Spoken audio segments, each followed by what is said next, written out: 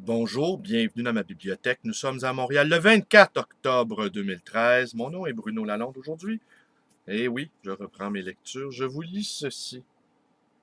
Un auteur uruguayen, oui, uruguayen, que je ne connaissais absolument pas. Je n'avais jamais entendu parler de lui. Carlos Liscano. Et j'ai déniché cet ouvrage dans une librairie d'occasion située dans Rosemont.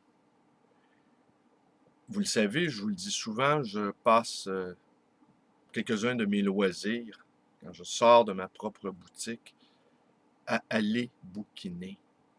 J'ai commencé à fréquenter les librairies, j'avais 5 ans. Alors, ça fait presque 50 ans que je me promène dans les librairies. Il m'arrive de passer devant certaines librairies aimées qui ont aujourd'hui disparu. Il me faudra sans doute en dresser un jour la cartographie de ces endroits aimés qui se sont évanouis dans le temps. Et alors, certaines librairies, je suis bienvenu, et dans d'autres, on me voit comme un espion. On me voit comme un libraire, comme un compétiteur. Alors, ces librairies-là, vous vous doutez bien que je ne les fréquente pas. Les autres, certaines, on m'accueille avec neutralité. Ils me voient depuis si longtemps. Et d'autres aussi sont bien contents de me voir arriver. Ils savent que je ne vais pas ressortir les mains vides de leur librairie. Je ne sors jamais les mains vides dans d'une librairie.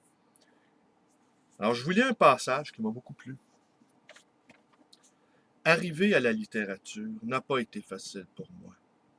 Vivre sur ce territoire est encore plus difficile que de l'approcher. Je me perds dans mes doutes. Je suis désorienté. Je ne crois pas à ce que je fais. Je cesse d'écrire pendant des semaines, des mois. Pourquoi écrire?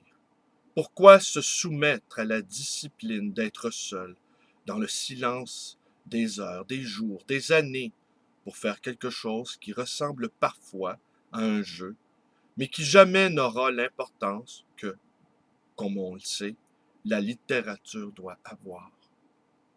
Ne me serais-je pas inventé une image de moi-même? N'aurais-je pas inventé un individu qui n'existe pas? Et pour prouver qu'il existe, est-ce que je ne m'oblige pas à le coucher par écrit? C'est peut-être une façon de dire, voyez, même moi je ne crois pas en moi. Mais l'œuvre est là, les livres sont là. Par conséquent, je dois accepter l'idée que j'existe. Il est tellement facile pour l'écrivain de se tromper lui-même, de se mentir. Se mentir est humain, bien sûr, mais savoir qu'on se ment ne rend pas les choses plus supportables. Il y a des jours où j'aimerais me consacrer à des sujets sans importance, à des petites choses de rien du tout, à la banalité, le luxe.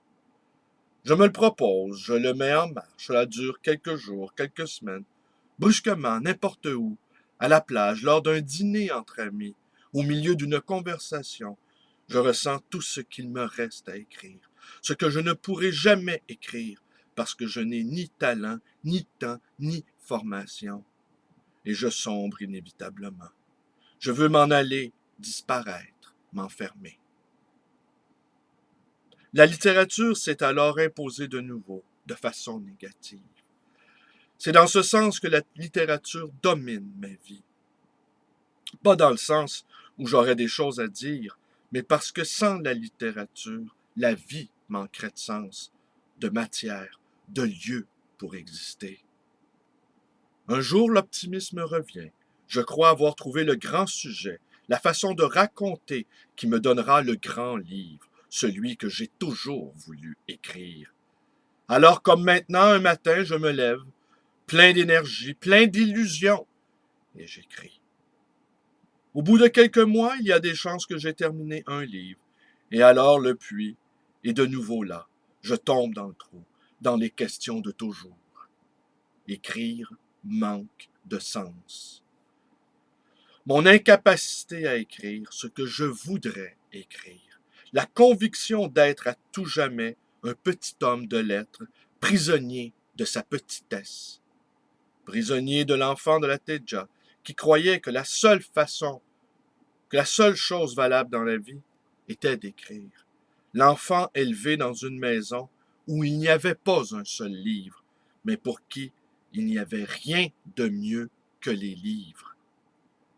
Alors reviennent les nuits d'alcool, les déclarations à l'aube, les serments de ne plus jamais écrire.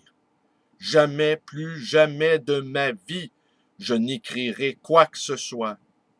L'Iscano, le mieux que tu puisses faire, c'est de la fermer, de chercher une occupation normale, d'arrêter de croire que tu as quelque chose à dire.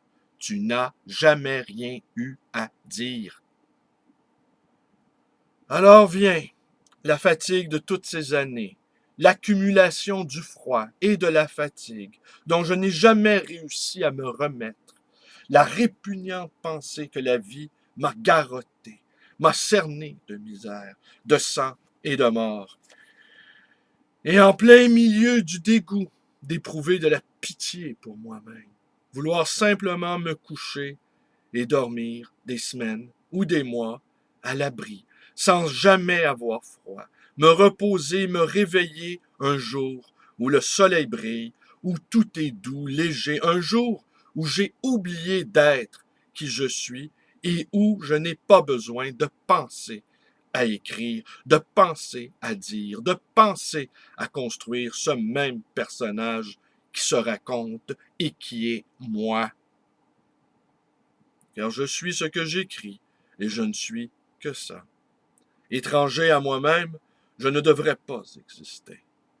C'est le moment où j'aimerais être un autre, et que j'ai si souvent essayé d'écrire. Ne pas être moi, être un autre.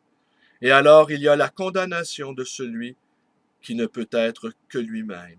Et être lui-même signifie réaliser le désir de cet enfant sans livre, qui croyait que rien n'était plus important dans la vie que lire des livres et ensuite en écrire. Quand j'en arrive à ce point, je me dégoûte. Cela ressemble trop à une plainte. Il n'y a rien dont je puisse me plaindre. J'ai vécu, j'ai beaucoup vécu, et je suis debout. Encore debout. Le reste n'a aucune importance. L'œuvre d'un écrivain, la qualité de son œuvre, est indépendante de la chienne de vie qui lui a été donnée de vivre. Carlos Liscano, l'écrivain, et l'autre. Petite trouvaille, c'est ça, bouquiner. On rencontre des objets qu'on ne savait pas qu'il existait. C'est une rencontre, à nouveau, entre un auteur et ce lecteur. Ce lecteur qu'au fond je suis et que je n'ai jamais cessé d'être. Et s'il m'arrive d'écrire, c'est quasiment par inadvertance, par un trop-plein de lecture. Je me mets à saigner de mots. Je me mets à exuder de phrases, de ce trop-plein de mots qui est en moi, et je me mets à ruisseler comme un blessé frappé à mort par le sens. Je vous remercie d'être avec moi. Allez, bonne journée à tous. Portez-vous bien. Ma chaîne, ma librairie d'occasion et d'anciens, les livrets voyageurs. Mon numéro de téléphone, 514-736-0999. Ma page Facebook, qui est une page d'amis lisants où je vous fais part de quelques-unes de mes découvertes, quelques-unes de mes humeurs aussi. Et cette page d'amis militants qui, quotidiennement, travaille à l'insurrection qui est en cours de manière souterraine, mais qui va sans doute nous apparaître au grand jour bientôt. Bonne journée à tous.